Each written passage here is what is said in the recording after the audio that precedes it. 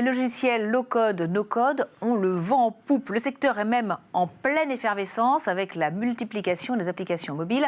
C'est ce qu'on va voir avec mon invité, Bruno Doussande. Bonjour. Bonjour. Vous êtes le président fondateur de Synertic et vous avez publié donc un livre blanc sur l'enjeu des solutions no-code, low-code pour les applications mobiles. Donc livre blanc que l'on voit là à l'écran. Alors pourquoi ce livre blanc ? En fait, c'est pour un peu démystifier ce qu'on entend par no-code, low-code, parce que c'est des choses effectivement dont on parle beaucoup. En fait, le no-code, low-code, c'est la possibilité de pouvoir générer des applications, donc en l'occurrence des applications mobiles, sans connaissance en programmation. Donc c'est destiné en fait à des utilisateurs non informaticiens qui veulent créer leurs propres applications pour répondre à un besoin, à une envie, et qui, grâce à ce type d'outils, vont pouvoir réaliser ce qu'ils souhaitent. Et quelle est la différence entre le no-code et le low-code ? Alors le no-code, en fait, on parle de code, c'est en fait le langage de programmation. Donc le no-code, c'est-à-dire que l'utilisateur ne va absolument générer aucune ligne de code, il va le faire à travers des interfaces graphiques ou du paramétrage.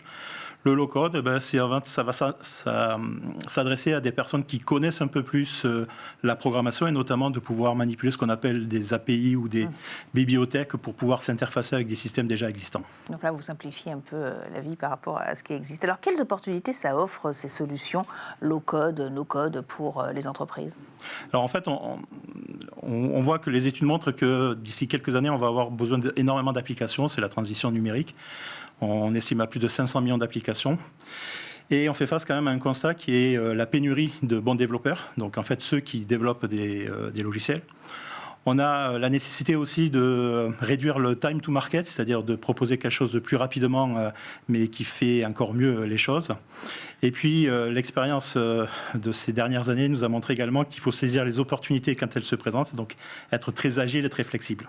Oui, donc en fait, le low-code, no-code, ça va aider justement à la multiplication de ces applications. Exact. Donc c'est la solution, c'est effectivement la réponse à cette problématique. Donc par la simplicité, donc apporter effectivement des réponses à ceux qui n'ont pas, je dirais, de formation ou de background en programmation. C'est la rapidité de pouvoir générer des applications en quelques jours, quelques semaines, là où il fallait plusieurs mois.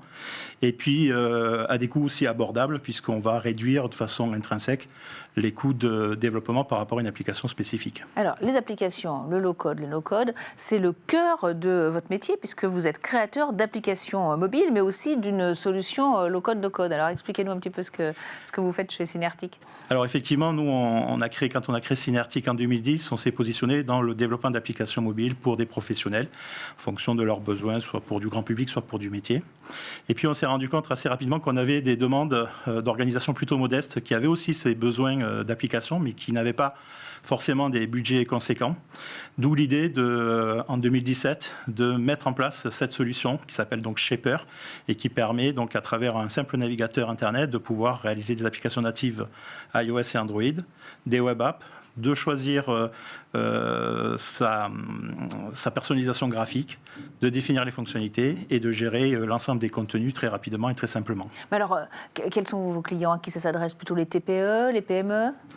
Alors oui, donc comme je vous l'ai dit au départ, on voulait plutôt s'adresser à des organisations modestes, donc des associations, des petites collectivités, des PME, des artisans, des commerçants. Et puis on s'est rendu compte également que nos clients, enfin grands comptes pour lesquels on faisait du développement spécifique, avaient aussi des besoins d'applications métiers rapidement exploitables, et notamment de donner la main en fait aux unités métiers, donc aux utilisateurs de projets qui n'étaient pas directement rattachés à de l'IT ou des directions informatiques, pour qu'ils puissent eux-mêmes créer leur application. Oui, ça permet d'aller plus vite aussi. Alors, est-ce qu'il n'y a quand même pas des inconvénients au low-code, no-code, des points de vigilance du moins ?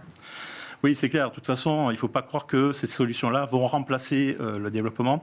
On estime à peu près à 65%, c'est Gartner qui dit ça, d'ici 2024, le développement sur ce type d'application. Enfin, ce type de solution. Donc, il y aura toujours des applications développées, je dirais, directement. Mais ça ne répond pas aux mêmes besoins, finalement. Non, parce qu'on va beaucoup plus sur des projets spécifiques, stratégiques. Alors que sur du no-code, low-code, on va pouvoir effectivement faire des applications très, très rapidement. Mais Les points de vigilance, comme vous le disiez, c'est en fait d'être attentif sur la sécurisation, l'interopérabilité pour pouvoir échanger avec d'autres systèmes, l'assistance aussi, parce que c'est quand même des outils avec lesquels il faut un peu se former, et puis la richesse fonctionnelle que va pouvoir offrir ce type de solution. En tout cas, ces solutions, le code-no-code, ça peut être un levier de croissance pour les entreprises. Absolument, c'est un levier de croissance parce qu'on va vers la transition numérique.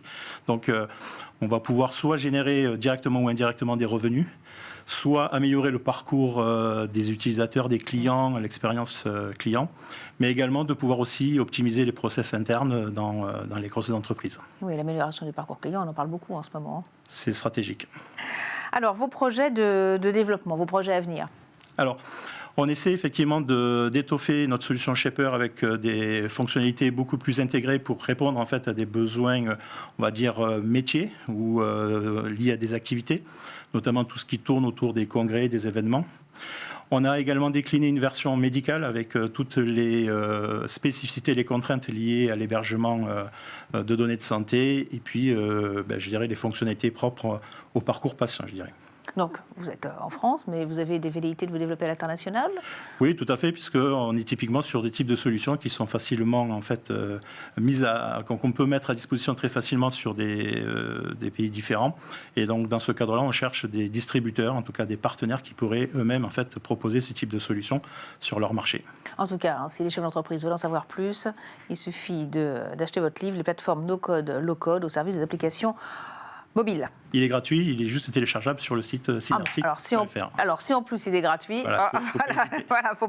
faut pas hésiter. Merci beaucoup Bruno Doussant, donc président fondateur de Synartic, d'être venu sur le plateau de Smart Leaders.